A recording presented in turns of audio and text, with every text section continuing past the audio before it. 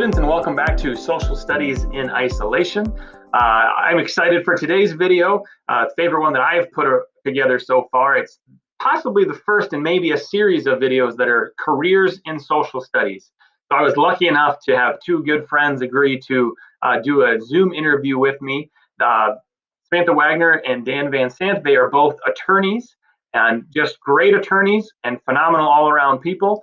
So today's video is an interview with them talking about their careers in something maybe you would be interested in, especially if you are interested in social studies.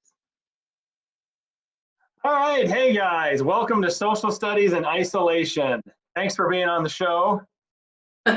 Hello. Great to be here. Yeah, you've definitely made the big time, so be excited. I think the views are actually close to 100 per video, so big audience, big audience.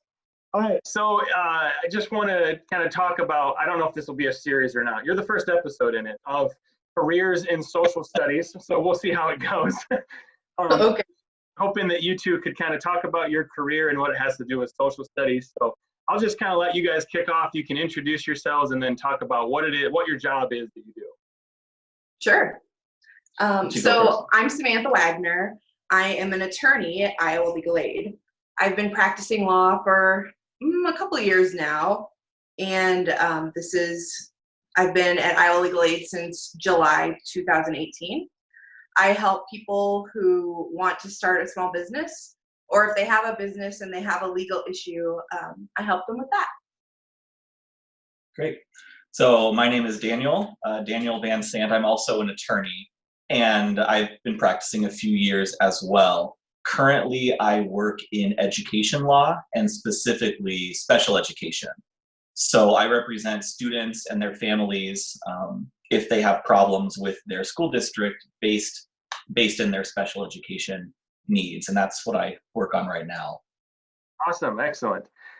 So could you give us kind of a little bit of I don't need like every day, every class here, Dan, but what is kind of your step-by-step, how did you get from, our kids are 6 through 12, so middle school and high school. How do you get from that point to becoming an attorney? Yeah, well, it takes a long time, but I'm going to try to keep it short for you.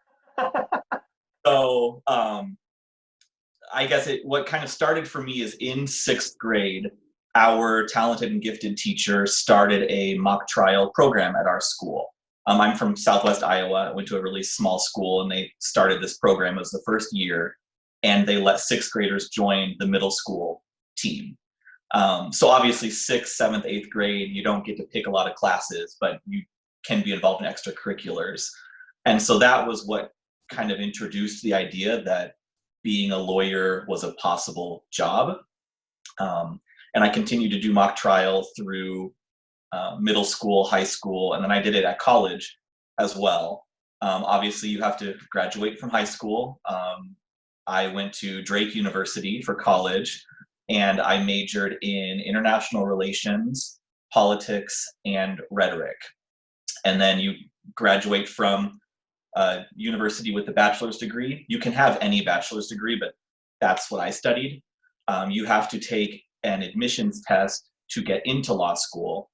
And then you apply to go to law school. Law school takes another 3 years.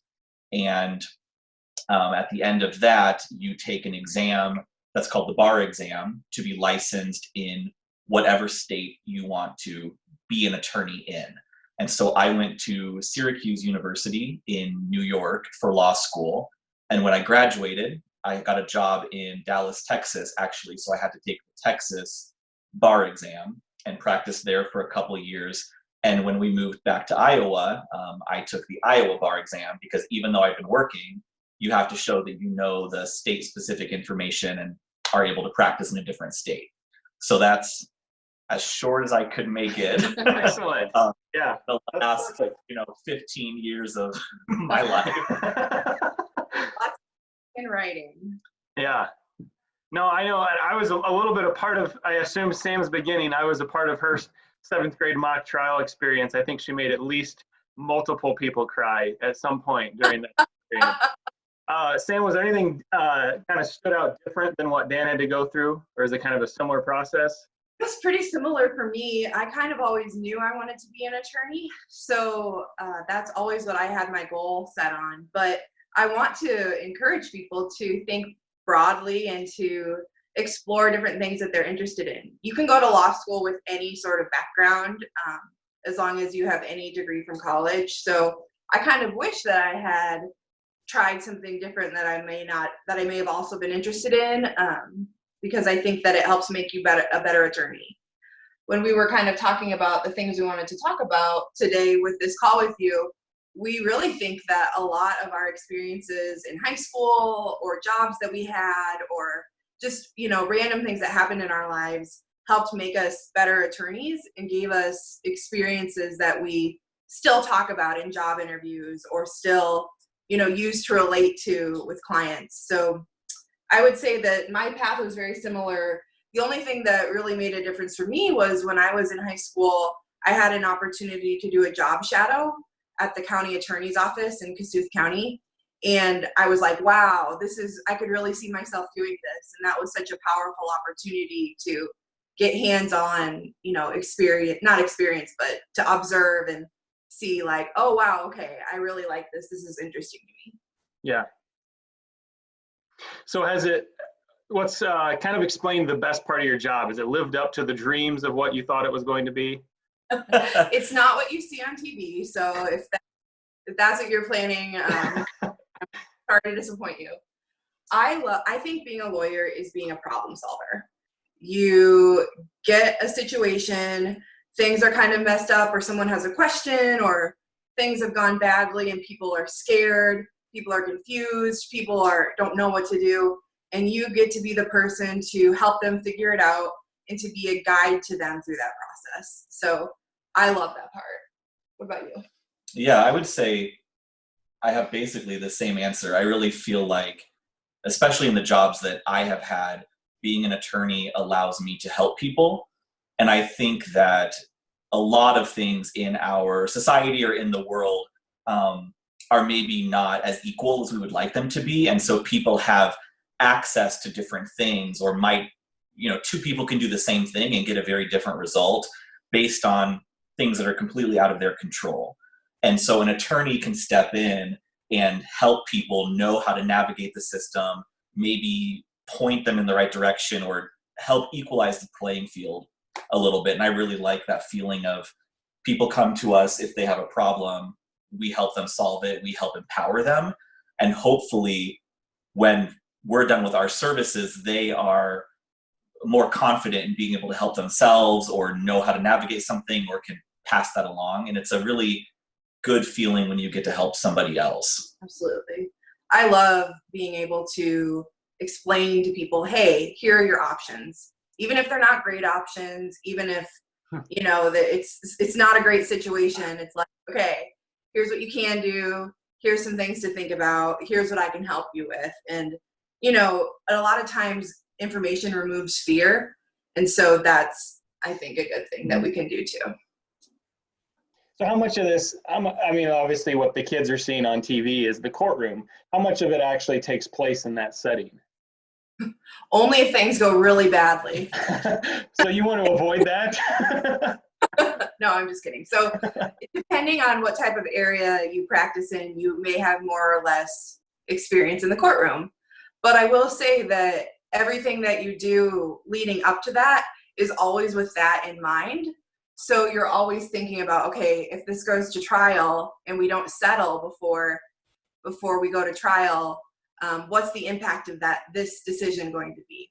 I will tell you that 98% of cases settle before even getting in front of a judge or in the courtroom or anything like that. So most of what you do is before that. But depending on what type of law you practice, you'll have more or less time in the courtroom. So criminal attorneys are in court all the time. Family law attorneys are in court all the time. Business attorneys are in court only if things have gone very badly. So yeah, I would say everyone thinks of the courtroom and it's very dramatic, and it's kind of the stereotype. Your Honor, you don't stand for this. I object. And it's really fun to think about and to imagine that that's what life is like. But I would say yeah, it's a very small part of it. And what it ends up being is, if the cases that I work on go to court, you spend months or weeks preparing or getting ready for or working on what could be just a couple hours inside of a courtroom. And so, like Samantha said, so much of this is done before you even get to the courthouse, if you go to the courthouse. And so, but, they can't make a lot of money about TV shows just showing people like hunched at their desk, typing and like talking into a speakerphone. So will your client accept this? Great. Credits roll. Like, that's not. I'll have to confer with my client. I'll get back to you next week. Dun dun. Doesn't quite have the same dramatic flair as maybe showing that flash in the courtroom. That said, depending on how you feel about going to court, it can be very horrifying fun. We've had some wild things happen in court when we were doing that more often. Yeah, even if you spend weeks and months preparing, you can never really be certain what's going to happen. And so you have to really know your entire case inside out, upside down, every direction, to be able to think on your feet really quickly, because it's it can really go in different directions once you're actually inside the room. So do you have courtroom drama situations you can share? I don't know what's allowed even. Yeah, well, that's a good point. A lot of things that we do are confidential. I would say one courtroom story that I can share, and I'm just going to remove anything that would even let you know where this happened or any details. When I go to court, I often bring a team of people. There's maybe another attorney from my office, or a paralegal, or sometimes we have interns, people to kind of help me move things along. And so I was in the middle of questioning a witness that was on the stand. So they'd been sworn in. They'd already been asked questions by their attorney, and it was my turn to do the cross-examination, which is where you're asking questions to a witness that is not yours, I guess. And so as I'm doing this, I get a Post-it note from one of the people on my team, and they were kind of doing some work next to me and found out that the person that was on the witness stand actually had an outstanding warrant for their arrest. And so, this note gets passed to me. I have to be like cool as a cucumber. Like, you're always in your poker face. So I just keep asking my questions. And I get to the part of my questioning where I'm going to enter some evidence. There's a document or something. And so you have to go through this, Your Honor, may I approach the witness? I'm showing them this document. I'm showing the other attorney a copy, etc. And as I am taking the document up to the judge to show, I slip a Post-it note to the bailiff who's sitting next to the judge, and it says the warrant number, everything for this witness. And so the bailiff just takes it and walks out of the courtroom. I pass off the document. I'm still doing my questioning. The bailiff comes back in, whispers something to the judge. They did a quick, like, this is your name, this is your birthday, this is you. Yes, and they were already sworn under oath. And so when I finished my questioning, the person got down off the stand and then was arrested in the courtroom and escorted out by police in the middle of this, in the middle of the trial. It was wild. If you ever want to see, like, the bailiffs take their jobs very seriously too. So when they got that note, there was like no hesitation. He was up and ready and checking things out. Right. Fortunately, a lot of courthouses will have metal detectors. They have a lot of security, so it's a very safe place to be. Absolutely. So fortunately, the bailiffs don't always have a lot of excitement because things are very safe. And so I think this one was really excited to have something live to work on. He was throwing on his cape. He was jumping into action. Marching in, handcuffs behind the back. It was a whole production. And then the other attorney had to call a recess, which is where you take a break in the middle of the trial because one of their witnesses just got arrested in the middle of court. And so, yeah, that was probably one of the more TV dramatic moments that I'd ever had. You can prepare for things, all the time, but you just never really know until things happen. And we've had bad surprises too. Like, oh, Your Honor, can we take a brief recess? I need to talk to my client about that. Yeah. Facts that come out that Right. you prepared and tried to get all the facts, you didn't know about. So, yeah. Awesome. So if you like public speaking, if you like extemporaneous speaking, that might be a great way to kind of prepare for those types of things. Yeah. Yeah. It sounds like you definitely have to be quick on your toes. You don't have a whole lot of. Yeah. So, a lot of good things, obviously. What are maybe some struggles, some parts that are difficult about the job that obviously you have to deal with them, but maybe you wish they weren't existing? When you're in court and you find out bad facts when your client is on this, that's less than great, but you never want to be surprised. I think the hardest thing is managing people's expectations about what I can do as an attorney. Mm-hmm. I wish I could have a magic wand and just fix a whole situation that you're coming to me to help you with. But like I said, a lot of times the options aren't great. You're making a choice between two kind of things that you don't really want, but and it can be hard because people are upset, people are frustrated, especially when you're dealing with families and kids and things like that. That can be really hard. Yeah, I would say some of the hardest phone calls I guess you make are the ones where it's, I reviewed your file, I did some research, and unfortunately there's nothing I can do. Just because something bad happened or just because something that we don't like happened doesn't make it illegal. And that's tough because you want to help people. And then similar to what Sam said, if people get to the point where they need an attorney for something, they probably need a lot of other types of support too. And so a lot of, I'm only a lawyer is what I say very frequently. I'm not a doctor. I'm not a counselor. I'm not a social worker. I don't work for the utility company. I'm not a landlord. And so there's only so many problems that we are able to solve. And it's kind of tough because people need access to a lot of things. And it's hard to have to say, I'm really sorry, but that's not something I can help you with. You might have to call these other people. My boss always says that the law does not stretch to cover every injustice. And that's very, very true. You have these like gut feelings like, gosh, this just feels wrong. It feels like you shouldn't be allowed to do this or get away with this. And some of the times there's not anything that can be done. So with all these videos, we're kind of relating things back to what's going on in the world. So how does your world change? Obviously, you guys appears to be working from home. How does that work with all of the legal process? I mean, as the legal system I assume it has to continue to move to a certain degree. There have been as this has gone on longer, the COVID-19 crisis, there's been a number of different changes that have come into effect. We're doing a lot more telephone hearings. A lot of types of hearings have been suspended. So right now they're not doing evictions, for example. And there have been, a number of other different things that have come into play. We're working remotely.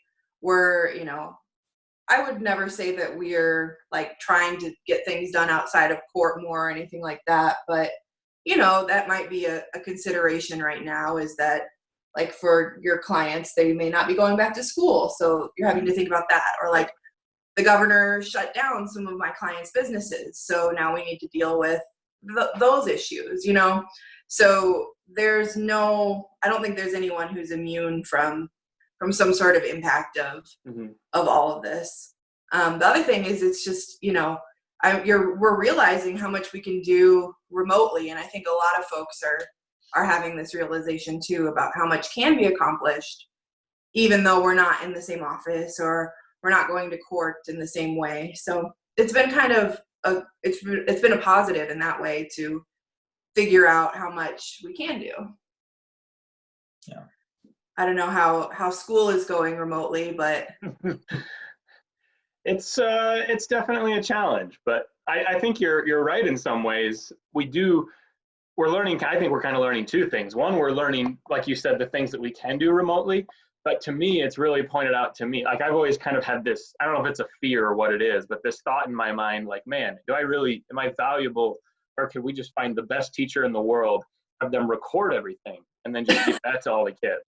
And I just feel like I've really come to realize that that idea is just, it doesn't, not being in person with the kids is just not the same.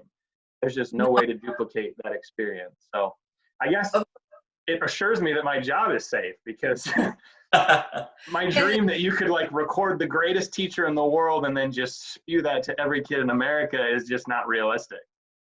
It's the same thing with, I'm sure, being an attorney too, right? It's like all about building a connection with someone and getting them to trust you and to feel like you're on their side. And, you know, you can't always do that over video conference, even though we're trying. Right.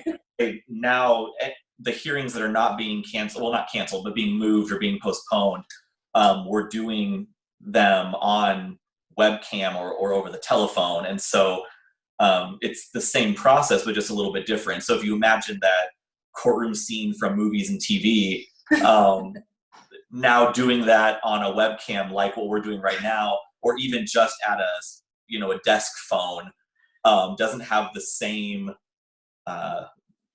you have to do it a little bit different way, right? It's the same information, but the presentation is very different.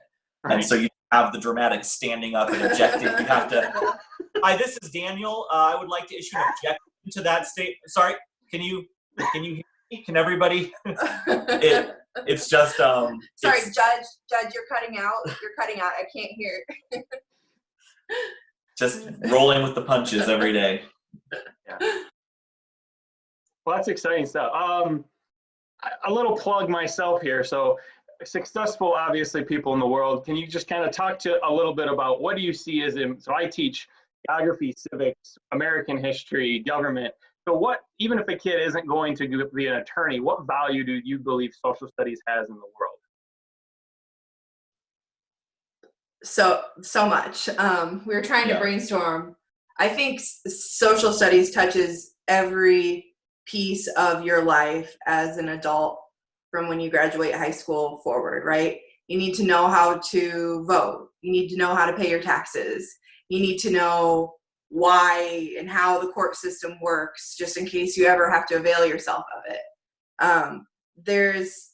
I think that social studies is in many ways the most practical of the things that you are going to be dealing with for the rest of your life. Yeah, not to brag. I think on top of that, especially, I don't want to say especially nowadays, and moving forward, I think our world is becoming a smaller and smaller place. And so we are so connected now through technology, and, we get music and movies and news and stuff from other countries. People are traveling a lot. We're having all this interaction, and having some even base knowledge in world history, in geography, in current events, in world cultures, on top of knowing how your government works, because social studies really affects your kind of day-to-day life. How does your city council make decisions that affect what color you can paint your house, or what kind of dog you can have, or on what side of the street you park your car? How old can you be? Get a license. So I would say all the way from, your very local government up to, international politics, our world is really small and interconnected, and social studies gives you the roadmap to figure out how all of that works and helps you kind of move through that system. Any career you're going to be in, you're going to be dealing with, whether it's coworkers or customers or whoever you're working with, people who think, believe, worship, have been brought up in ways that are completely different from you. And the more you can do to better empathize and understand, a little bit about that person and maybe where they grew up or what their beliefs are, help make you a better worker, help make you a better employee, help make you better able to do your job. And so I think that in many ways, studying these things is sort of the key to unlocking that power for your future, actually.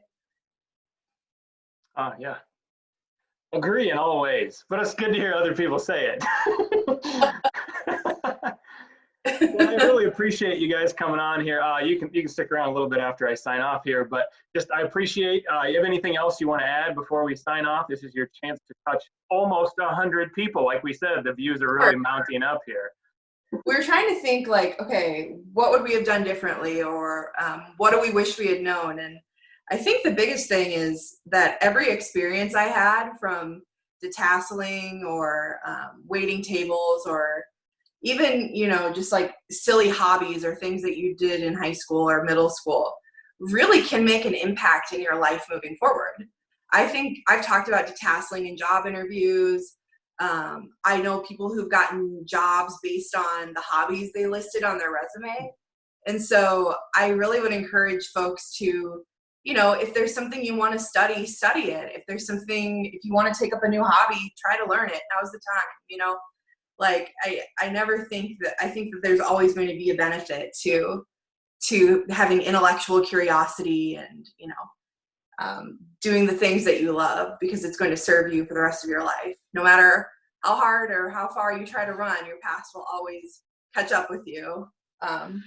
Yeah. For better or for worse. I'll say on that note, some advice that I guess I would give to middle school and high school students right now is that everything you do online stays online permanently, regardless of what the app might tell you. And so when you apply for jobs or college or trade school or whatever your next path is, people absolutely look you up and see whatever is publicly out there. So just to be careful about how you are selling yourself, because really you're your own best salesperson at this point. I echo the kind of high school jobs and things like that. I know a lot of people who, were the town lifeguard, and, we might think, well, that's just something I did junior year, but you can sell that in a way where it's, you had CPR training, you were responsible for managing a public space. There's a high pressure situation in case someone gets hurt. There's a lot of responsibilities, but people will just leave that off of resumes. But you never know who that's going to connect with. I think I've had like weird, funny jobs or things on my resume that have gotten me the job before. Dan always says if someone's an Eagle Scout that they'll immediately bond over that. So yeah, it's surprising how many times that will come up. Like, oh, I see that you were in Boy Scouts, or oh, I saw you were in 4-H, and that makes a difference for people who were in those same activities, or someone else who was really passionate about jazz band in high school, or on the basketball team, or what have you. It makes a connection. For sure. The other, we're all full of advice. That's what lawyers do all day. The other advice that I would give to middle school and high school students is to study a foreign language. Even if you think that that's not going to be applicable to you, like I said, the world is really small, and knowing any foreign language is going to not only be a benefit for future jobs or applying to schools, things like that, but even just as a hobby, knowing a foreign language can open you up to people with different backgrounds, different ideas, the films, the food, the music, all of that. And my school, when I was in high school, we only had Spanish, and it wasn't offered as frequently, maybe, but I took what I could. But there's a lot of ways now that you can study languages for free through apps or online, and so there's a lot of opportunities now, and that's a skill that takes a lot of time. So it's good to start while you're younger and really kind of build up. Brain is more malleable. Mm-hmm.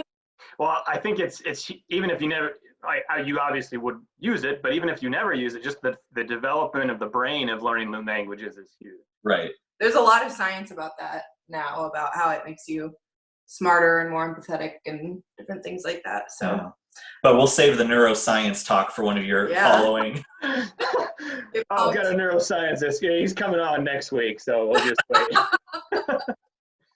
Well, Samantha, Dan, I really do appreciate you taking time out of your day. I know you guys have stuff going on, so.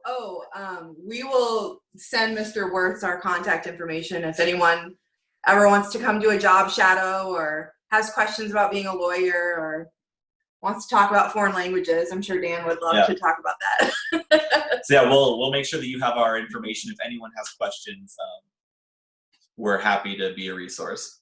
Awesome. Well, thank you very much. Yeah. Thanks for having Good to us. see you.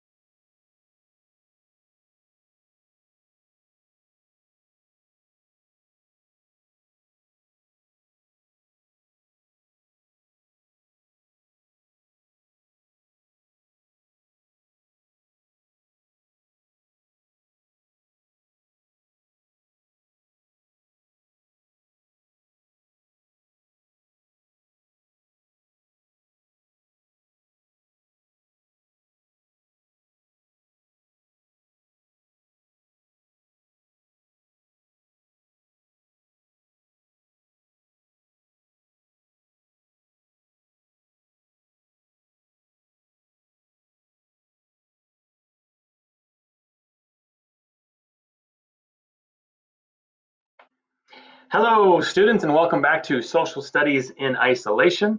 I'm excited for today's video, favorite one that I have put together so far. It's possibly the first in maybe a series of videos that are careers in social studies. So I was lucky enough to have two good friends agree to do a Zoom interview with me. Samantha Wagner and Dan Van Sant, they are both attorneys and just great attorneys and phenomenal all-around people. So today's video is an interview with them talking about their careers in something maybe you would be interested in, especially if you are interested in social studies.